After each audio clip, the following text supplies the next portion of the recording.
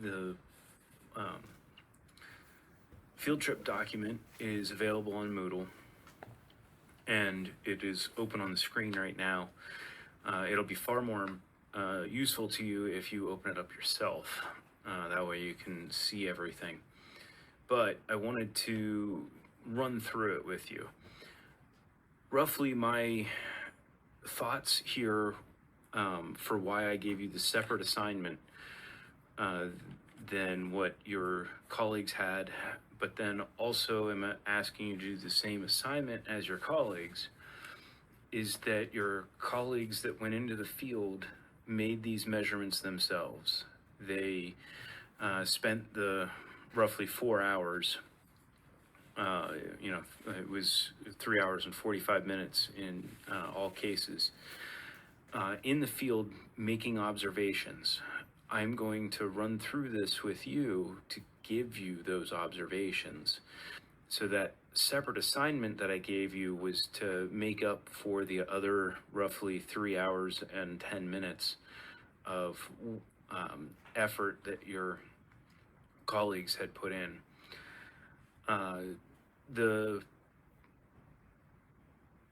So I'm asking you to do the same thing as your colleagues, even though that you weren't there, because it's important. These objectives that I have in here are important both for you and for them. I'm hoping that the separate assignment was useful. Okay. Moving through here, we're going to come back to this type of an image, but I'm going to do it in a digital format. You'll see that there's specific observations that I'm looking for you to make at the different locations. So it may help to kind of, as you open this field trip document, that you make note of what am I asking you to figure out at each spot. And then these other questions are very helpful from the concept of towards the report, basically, things that I'm expecting you to think about when you're writing the report.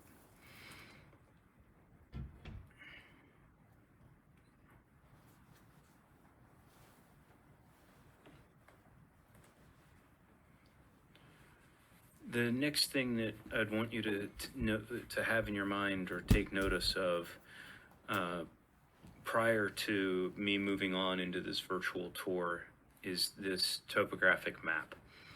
When I took your colleagues out, we got onto a bus here at Bucknell, and we just drove north for, or I told them we were driving north and a little bit west for about 45 minutes, depending on how long it took the bus to get up a hill. And when the next basically time that I really talked to them or that we interacted was at stop 1. So you can see that's right here. Something that I'd want you to take notice of is, are you at a high elevation on this topographic map, or are you at a low elevation? And then what I told them while we were there was that we were going to move on down through the valley, making observations at 2, 3. We did a virtual observation basically at 4 for everybody, and then we went to 5. And then and basically it turned out we had to do a virtual observation at 6 also. So that was generally what we did.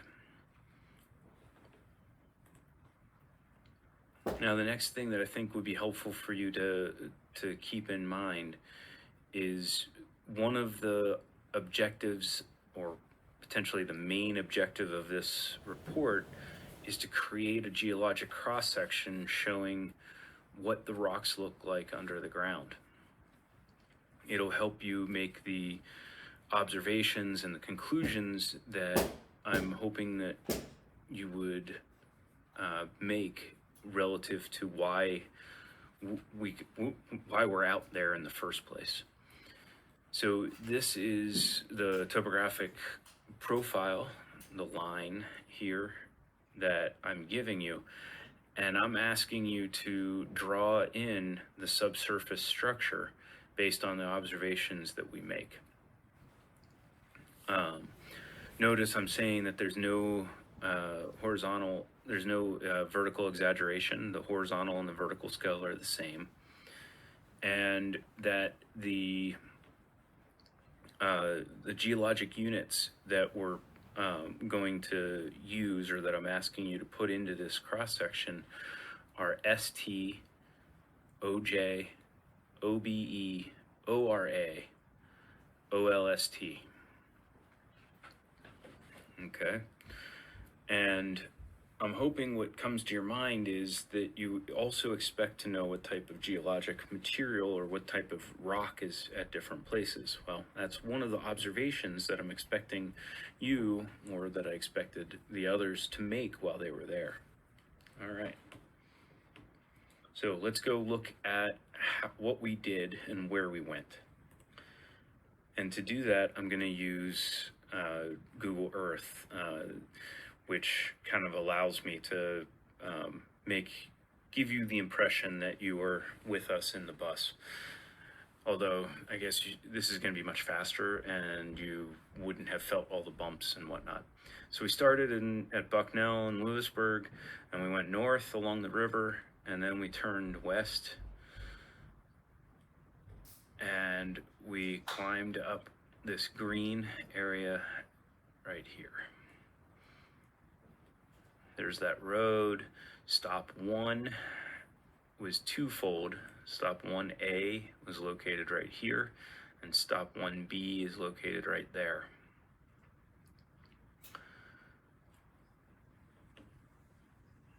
So if I zoom in, show you what Google Earth's vehicle saw when they were at this stop. It's a nice big gravel area. This is an older image because now there is a radio tower or a microwave tower here. All right, but that was our first stop. So what we have to do is check this geologic map. Here we are at this ST location on the map that I gave you.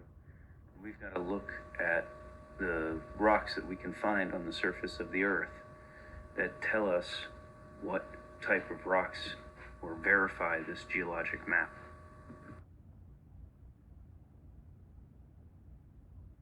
So everybody got off the bus and we went looking at rocks. I asked people to identify what it was. You might find it helpful to see that there's some cross-bedding right where my finger was pointing. And if I break this apart, you might be able to get the sense that you can see the grain size. It's not silt, because you can see the grain size.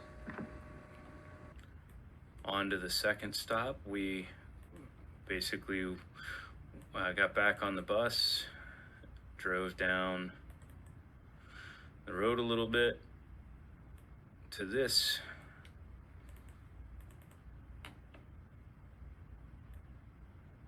pull off, and we had this view.